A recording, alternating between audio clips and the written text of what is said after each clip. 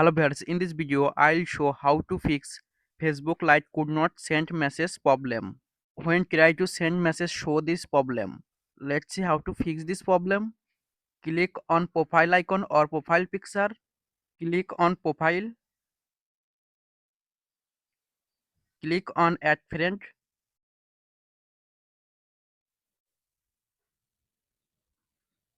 Send friend request. If he accept friend request then you can message. Tap on hold Facebook Lite. Click on app info.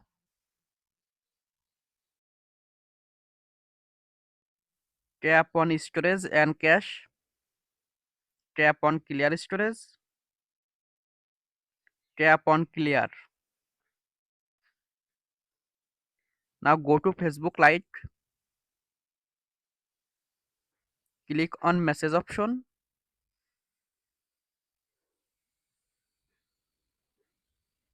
Problem solved. Thanks for watching. Don't forget like and subscribe.